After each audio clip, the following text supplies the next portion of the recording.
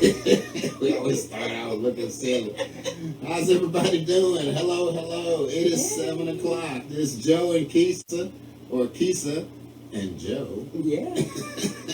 And it's 7 o'clock. It's Sunday, Sunday. Oh, let me stop. He is really happy. Right? Yeah, I'm really happy today, That's always guys. good. Yeah, had excellent church service and got some food there, and of course, y'all know my wife makes the best food on the planet. If you don't, now you know. But tonight, we're going to be talking about something. This came in as a request. One of our followers asked us to talk about the book by Gary Chapman, The 5 Love Languages. Some of you may be familiar with it, but if not, you will become a little familiar with it. But, the basic premise of the book is that people have distinct love languages, how they communicate love. And, as we've talked about, stated in previous videos, because this is all concerning marriage or people who are in committed relationships, that marriage is designed to meet our needs for intimacy and love. The one example, the two become one flesh. Flesh of my flesh, bone of my bone. Yes. Rib of my rib. Yes, exactly. And, keeping your emotional love tank full is an important part of marriage and committed relationships. And maintaining, as we're going to say, the proper oil level as it is for an automobile. So learning to speak your spouse's or your significant other's love language will affect his or her behavior. We can both attest to that. That is so true. Because we have that was one of our struggles when we were dating, is learning to speak each other's love language and do it effectively and consistently. Yes. We always talk about consistency. We'll get to that. So the 5 love languages are, and I'm going to go over them, are words of affirmation, quality time, receiving gifts, acts of service, and physical touch. Yep, that's all 5, babe. Yeah, that's it. But we're going to just talk about 2 today. Yeah, we're going to cover the first 2. Because we got a lot of ground to cover.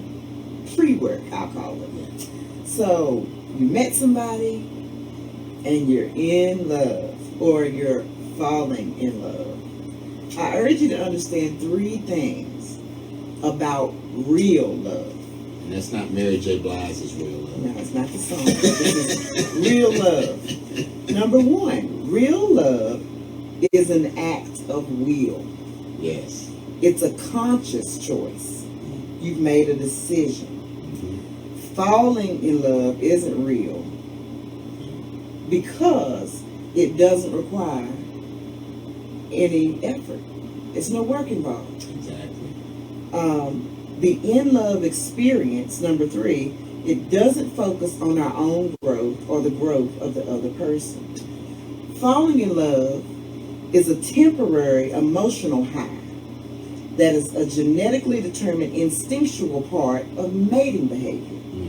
That feeling we get where we can't eat and we got butterflies and everything is beautiful and the rose-colored glasses. Oh, yeah, like when they come and they pick you up and the car drives by and you get that, I heard Is it them? There's no, you answer it. Yeah. Yeah, that stuff, it wears off. It does. When you decide on real love. Recognize it for what it is and choose to pursue the real love. So, back to the 5 love languages. Yeah. So, we want to talk about words of affirmation, which I know a lot of ladies probably think this might be their love language, because one thing about the 5 love languages, you might have a combination of 2 or 3 or more. But words of affirmation is verbal compliments. I always said that there's 2 things that women cannot do without. One is food, and the other one is compliments. So, that powerful communication of love, that reassurance, hey, I love you, you are wonderful, you're the best. Like I have the bestest Keisa, that's what I call her. And when we receive affirming words, you're more likely to reciprocate. I know in my previous marriage, that was my ex-wife's love language, and the thing was, that wasn't mine, and I was speaking my language but not speaking hers. And she used to say, "Well, you never say you love me," and I used to say, "I'm screaming I love you," because of the way I was communicating love. So that is so important that you, if your love language is words of affirmation, because if you're receiving that love through those words of affirmation, it's like in the book he talks about your love cup, and so I'm pouring love into her cup when she needs those words of affirmation, and then she'll be more inclined to speak mine because her cup is full. You know? Encouragement. Everybody can use some. Yes. And it's not the same thing. Words of affirmation and encouragement is not the same as pressuring your spouse to do something that you want. Right. That is not words of affirmation. I know, right? When you use words of affirmation, you use kind words. Yeah. 1 Corinthians 13:4-8 says, "Love is patient and kind. It doesn't envy, it doesn't boast, it isn't arrogant or rude. It doesn't insist on its own way. It's not irritable or resentful. It doesn't rejoice at wrongdoing, but rejoices with truth." Yes. Those 4 little scriptures say a lot about the human condition and what we need to be when we say we love somebody. But it never once said love feels like when you get that little pitter-patter, you got the butterflies. It's not a feeling. It's an active choice. Yeah. So daily we have to choose love. Yeah. And you speak with care. Proverbs 15:1 says, "A soft answer turns away wrath or anger, but a harsh word will stir it up." And if you get up and you gruff in the morning, Yeah, like I can be something. or baby, what you gonna make for breakfast? What you gonna make for breakfast? You just started something. When all you had to do was say, "Baby, I don't feel like it, but I got a taste for your French toast." And he'd be like, "Well, all right, let me put this apron on." Yeah, let me put it on. And then I get French toast. That's right. Oui, and and croissants and everything else. And freshly squeezed juice, you know. But a really important part of those words of affirmation is forgiving. You have to forgive. You cannot keep a score of the wrongs. Forgiveness is the way of love. Love covers a multitude of sins. It's not a feeling. It's a commitment. You choose to forgive for yourself and for them. But it's a commitment. It's a choice. I choose love. Every time. Yes. You know, we just had a conversation about this right before we started, and I was talking with one of my friends who was here having dinner with us, and what I do, I used to not really hold a grudge, but I would be angry for long periods of time. And now what I do is I allow myself to be angry for whatever it is, but then I'm quick to move past it, forgive, and say, I was angry about that. Okay, I'm not going to be angry anymore. I make a conscious decision. I make a choice because I love my woman. She is the best parts of who I am, and she scratches my head when I'm ailing. She fills my empty spaces. And I play with his beard. And play with my beard. And why would I begrudge and belittle and harm the woman that God has placed in my life? Yeah. But I enjoy words of affirmation. I like it when he makes me feel needed and appreciated. And there's a good exercise that you can do with your spouse or your significant other. Is you each make a list of your partner's positive traits. Things that they do for you without you even being asked. Like when I get up in the morning and he's got yards, with the lawn care business cut, baby, just let me know when you're on the way home. I'm going to start breakfast. I want to keep him fed so he has energy to go do some more work. Yeah. And then, and then sometimes, because we both like coffee, sometimes I'll go ahead on and make the coffee. Set the machine up and turn it on. And I smell it and wake up. And yeah, so she wakes up to fresh brewed coffee, which we both love. But I know that she loves it. Yes, it's a great part of my morning to have that one cup. But those little things like the fact that he comes in and says, "I just wore this shirt and it's back in my drawer because I washed the clothes." Things like that. What we're eating tonight, you don't have to worry about it. I plan and I cook and I put that love in it, and he makes me feel appreciated by enjoying the food that I prepare, and I appreciate him for growing a lot of the food that I prepare.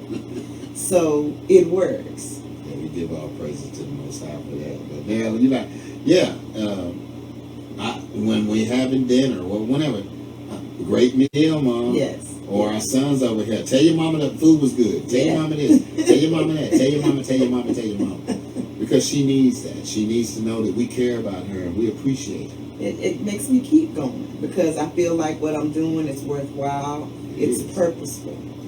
And that really segues into, the time and the banter we have at the breakfast table or at dinner, and we talk and we put our devices away and we really look at each other and engage and talk and be. This is my year of being intentional. And these love languages, you'll find that when you're intentional, your cup gets filled. So the next one we're going on to is quality time. And this is definitely one of my love languages. Give your undivided attention. Eye contact. Touching. Baby, I need you to know this, that, and the third. Or I went and paid this bill. Or we need such and such. Or we out of toilet paper. Whatever it takes. But you have intentional contact. And you spend time. And maybe a grocery shopping trip isn't what you would consider quality time. So long as you have no distractions, TV, phone, kids, whatever it is, just be together. Togetherness isn't being in the same proximity. Right. We could be like this and still be worlds apart. Mm-hmm. But it is focusing on your partner. Yeah. Focusing on them and what they're saying, how they're saying it, what emotions are being expressed. I mean, to cut you off, but like the conversation we had yesterday about that movie, Village of the Damned, that we talked about. And we had both seen, I had seen the original version, she had seen the remake. But, we just had a great time talking about the parallels and all the different things in those two movies. And we led from that movie to other movies we've seen that had kind of the similar theme, but talking about how plant life could be harmful if it ever, every living thing communicates in certain ways. So I'd seen a movie where the plants actually were able to cause people to harm themselves because of how they communicated. And I'd seen another movie with spores. Yeah, and once you were infected, you went crazy and just started killing, and it just ran rampant. So these things, we have a common thread of enjoying movies. He likes older movies. I like to stay current and keep watching new stuff too. But it's good to find common ground. Quality activities or anything that one or both of you enjoy. And we both enjoy movies. We like to talk about stuff, and we love to wax philosophical and really stretch our minds and talk about issues in the world today. So we find things that we have in common that we like to do. I love to swim. He comes with me to the pool. Want to work out. We're there together doing that. Dealing with the chickens in the garden. I come out sometimes. Sometimes he comes in the kitchen with me.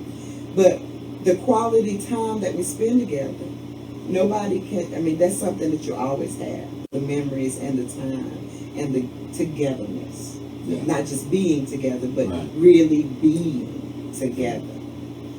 And another important thing about quality time is, you have to listen sympathetically. Listen with intent, not just to answer. Yeah. But listen to what the heart is saying, because out of the mouth, the heart speaks. And use self-revelation with quality time. Express thoughts or feelings. Let it out. He won't know any more than I give him. I can't fix it if I don't know what's broke. He's not a mind reader. Nope. He's not one of those the little psychic lady in the box at the carnival that you put your money in and she gives you this little ticket that says whatever. Yeah. He can't do that. That's not how it works. That's not how any of that works. So, when I ask him sometimes, baby, how are you? And he says, I feel good. My back don't hurt, this, that, and third. Yeah. And then I go back and I say, but baby, how are you? Yeah. He knows I'm checking on his mind. I'm checking on the inner man because I want to make sure we're in a good place. And I want him to know that it matters to me. Yeah, just like today. Yeah. I've sensed he was a little off, and I want to make sure it wasn't anything that we needed to discuss or that he wanted to unload. Because sometimes I have to listen sympathetic. It may be my love language, but part of filling my cup is taking things from him and helping him work it out, and vice versa. When he fills my cup by listening to me, and when I air my grievances, we feed each other. And you'll find that you may have a couple of main love languages, but just about everything comes around. Each of those 5 love languages in a healthy relationship, they come around. So, through everything that happens in life, we have emotions, thoughts, desires, and they lead to action. And all of that is self-revelation, being self-aware. Oh, sorry, baby. Yeah, people are different, and we need to learn them inside and out. There's not a catch-all or a cookie-cutter approach to things. Just like as many ways as we are alike, we are that much different. Yes. But I value who she is, who she's becoming. I've said this before, especially in marriages. They talk about, I'm the head of the family, I'm the head of the house. But I say you'll be a fool not to consult your wife. She has knowledge, she has wisdom.